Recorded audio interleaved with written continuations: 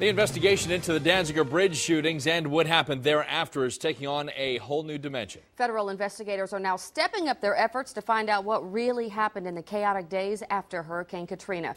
WDSU IT reporter Travers Mackel has more on who's coming to town to help with the investigation. Scott and Camille, we know the investigation is still ongoing, and even though the Police Association expects more indictments to be handed up, we now know that one of the big guns from Washington, D.C. will be down here tomorrow to meet with some of the people involved in this investigation. The investigation into what really happened on the Danziger Bridge in the days following Hurricane Katrina has led to two former New Orleans police officers pleading guilty to manipulating the investigation. Now a high-ranking member of the Justice Department's Civil Rights Division is coming to New Orleans to meet with some of the key players involved. The Department of Justice confirms to the I-Team that Thomas Perez will be in New Orleans on Tuesday. Perez will be meeting behind closed doors with law enforcement leaders involved in the Danziger case.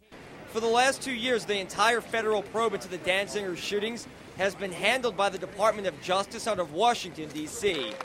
None of the 7 cops, now known as the Danziger 7, have been indicted or charged with any federal crimes.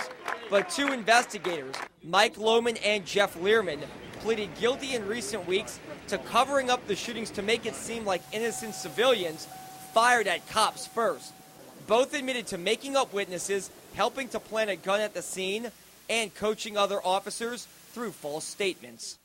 At least 2 other NOPD officers have been contacted by the federal government, letting them know they're targets in this investigation. Now, as for Thomas Perez, he will be in New Orleans for several days. An interesting thing to point out, when he was nominated for his lofty position inside the Department of Justice, 2 senators spoke out against his nomination. One of those senators, David Vitter from right here in Louisiana. Back to you. And a quick clarification, Perez will be in town tomorrow. That, of course, on Wednesday, he'll also tour several schools and housing developments while in New Orleans.